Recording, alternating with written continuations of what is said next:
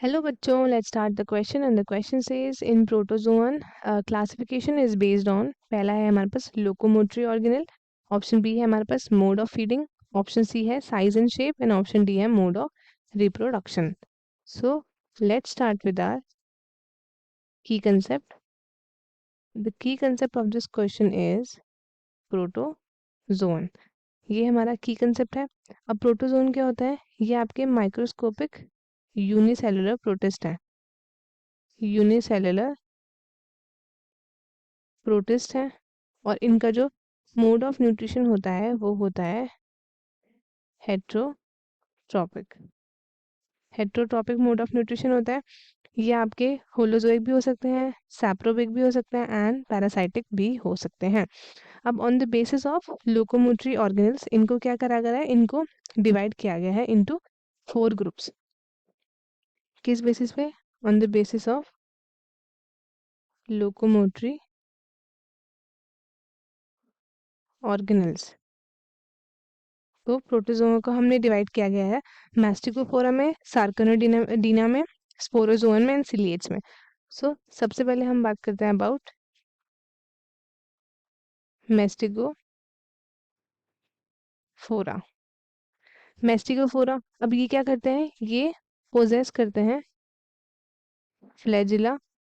इनके पास प्रेजेंट होता है flagella as a locomotory apparatus. ये आपके क्या होता है? ये आपके फ्री लिविंग भी हो सकते हैं, एक्वेटिक, पैरासाइटिक या फिर सिम्बायंट्स या फिर आप कह सकते हो कमेंसल्स हो सकते हैं. तो इसके एग्जांपल्स क्या क्या होंगे? एग्जाम्पल में हमारे पास आ जाएगा ट्राइपेनोसोमा, ट्राइपेनोसोमा, लेशमानिया. ये कुछ एग्जाम्पल्स हैं मैस्टिकोफोरा के लिए. इनको हम जू फ्लैजिलेट्स भी बोलते हैं. नेक्स्ट है हमारे पास जिसको हम बोलते हैं सार्कोडीना या फिर राइजोपोडा. तो अब इसके बारे में अगर हम बात करेंगे तो इनमें क्या प्रेजेंट होता है? इनमें प्रेजेंट होता है सूडोपोडिया. इनमें प्रेजेंट होता है सूडोपोडिया फॉर लोकोमोशन. इसका एग्जाम्पल देखेंगे तो we have Entamoeba, Entamoeba histolytica, Entamoeba histolytica. अब नेक्स्ट आता है हमारे पास जिसको हम बोलते हैं सिलियाटा. इसमें लोकोमोशन किसके थ्रू होता है? दिस लोकोमोशन होता है हेयर लाइक स्ट्रक्चर होता है, हेयर लाइक, जिसको हम बोलते हैं सीलिया, पूरी बॉडी में होता है. इसका एग्जाम्पल देख लेते हैं. एग्जाम्पल में वी हैव पैरामीशियम, पैरामीशियम. अब नेक्स्ट अगर हम बात करें तो लास्ट में आता है हमारे पास दैट इज स्पोरोजोन्स. अब आता है स्पोरोजोन्स.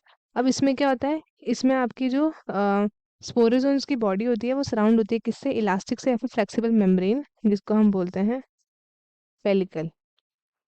और इसमें जो लोकोमोशन होता है, इसमें लोकोमोशन आपका अडल्ट जो है आपके, ये आपके लोकोमोशन ऑर्गन्स इसमें नहीं प्रेजेंट होते हैं. तो नो, इसमें ऑर्गन्स नहीं प्रेजेंट होते हैं.